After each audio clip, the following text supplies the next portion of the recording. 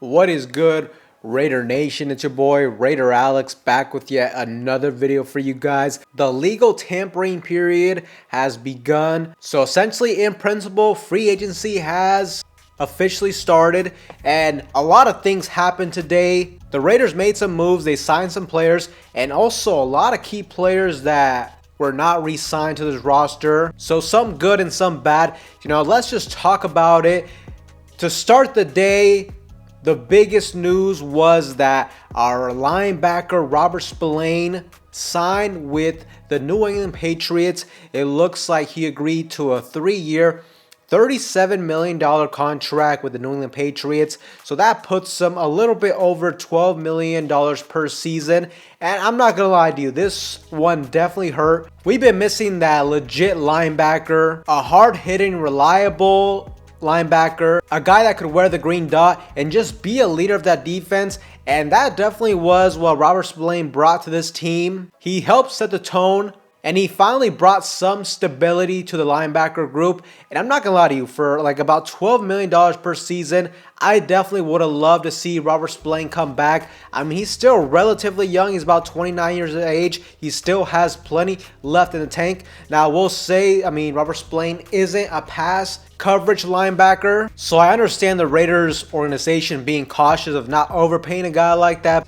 But in today's NFL market, if you could get a linebacker that is good against the run and is good in pass coverage, they're easily going to get $15 million or more. So not gonna lie to you, I definitely would have wanted to see Robert Spillane come back to this team. That was definitely a big gut punch to me. He was the team's leading tackler in 2024. And you can definitely argue he's been one of the best defensive players under Patrick Graham thus far. So to me, he definitely is going to leave a massive void.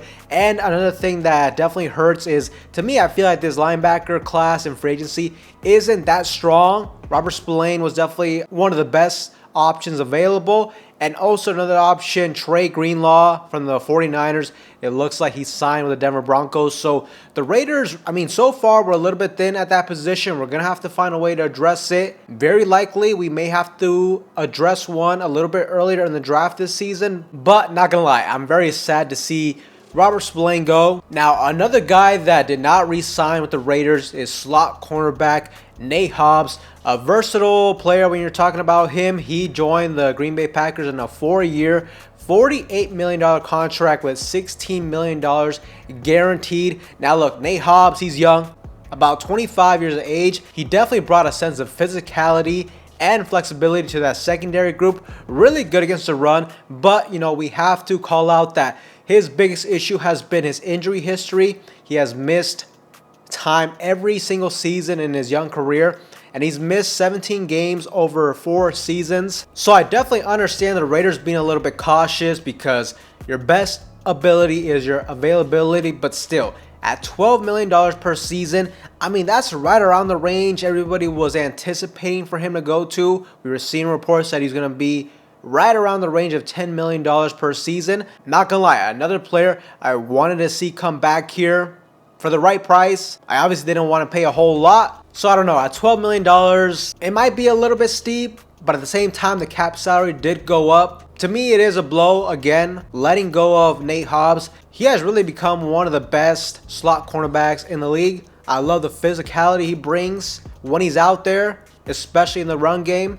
He's a very solid tackler. Now, at the end of the day, it's not the end of the world. The Raiders could potentially target other players, but, players are starting to go off the board. It looks like Minnesota Vikings cornerback Byron Murphy will return to Minnesota. Cornerback DJ Reed is off the market as well. So I think that's another position the Raiders are very likely going to have to invest in unless they're really that confident in their young cornerbacks like DeCamerion Richardson or MJ Devonshire, which, they were interesting players last season when we selected them in the draft. But in the limited amount of snaps we saw them last season, they didn't look great. So I don't know how confident I can be in that. And the last player to leave is another player on that defense, safety Tre'von Moehrig. He signed a 3-year, $51 million contract with the Carolina Panthers. And he's also a player that we selected high in 2021 in the 2nd round. And he had a really good 2024 season, posting career highs in tackles, tackles for loss, and passes defended. But I will say, out of all these players I mentioned, I kind of saw the possibility that Tre'von Moehrig could be walking out the door, just due to the fact that I saw some reports that he would be getting anywhere from $15 to $20 million per season. And look, I definitely like Tre'von Moehrig. He's a really solid player, but I'm not gonna lie to you.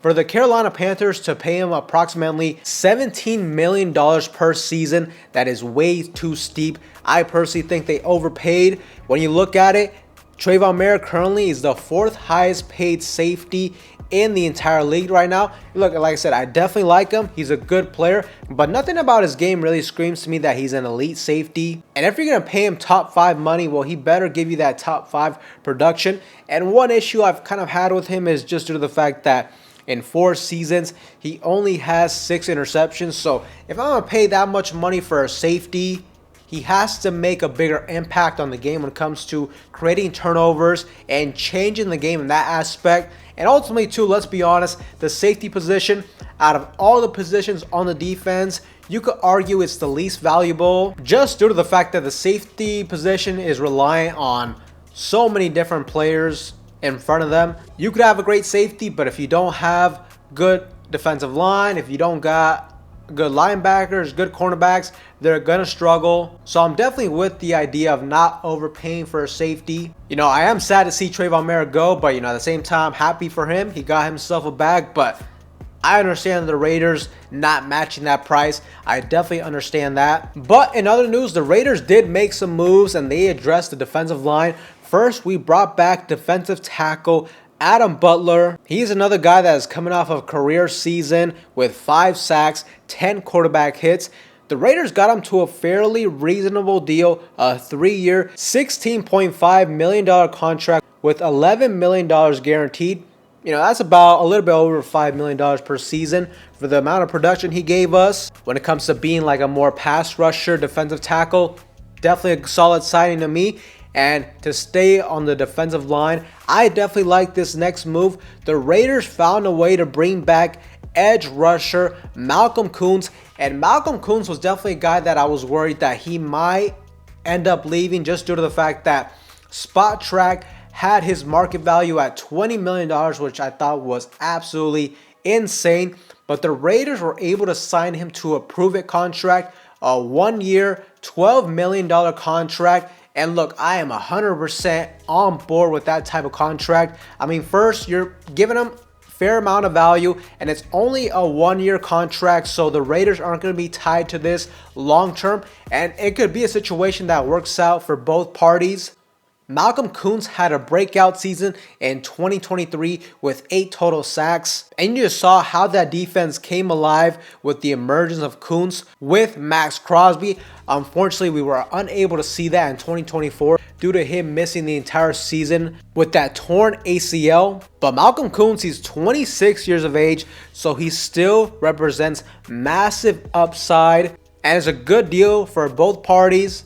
The Raiders aren't taking a huge risk, and at the same time, Malcolm Koonce is betting on himself. If he can show any type of resemblance that he showed in 2023, then he is very likely going to get paid, as Myles Garrett and Max Crosby just reset the defensive end market. And if he can break out and have like a 10-sack season, for one, it's going to be good for the Raiders. It's going to be great for that defense. And he will put himself in a position to get a lot of money moving forward. So I love this deal. We found a way to bring back another edge rusher. Hopefully we can find a way to bring back K'Lavon Chaisson as well. But it is interesting to see the way they approach this free agency. They are prioritizing the trenches. And look, I can't be mad at that, because that's the way you have to go in the NFL.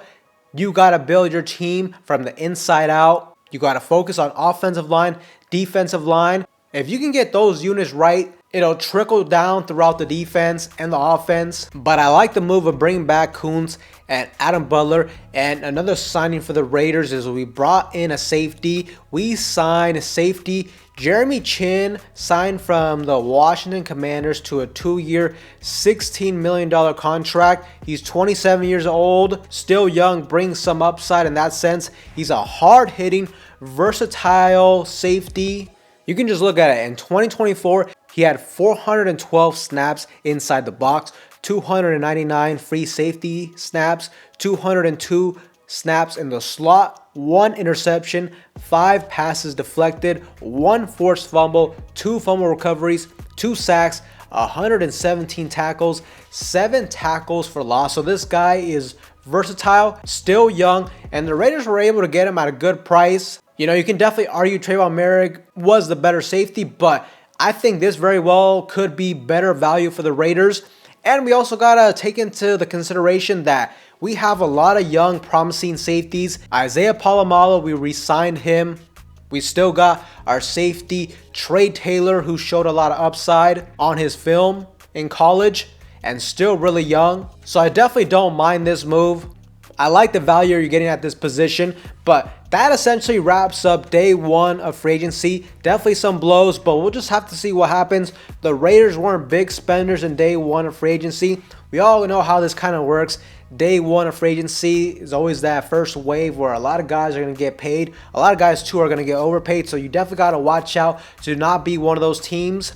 Let's see what happens tomorrow in these next couple days. Hopefully the Raiders get active and we'll just see what their approach is going to be. Are they going to try to get a lot of players trying to build depth on this team? Or are they going to try to go after some heavy hitters, go after some big names? We'll just have to see what happens. The Raiders already addressed the quarterback position before free agency started with Geno Smith. But one thing I will say, we'll have to stay tuned to see what the contract details of the extension of Geno Smith will be, because one thing I will say is a guy like Sam Darnold, he got signed to a contract which I was a little bit surprised. I thought he was going to get more. It looked like his market value was going to be between $40 to $45 million, and he signed with the Seattle Seahawks for 3 years, $110 million. So approximately $37 million per season, and it was only like a 3-year deal.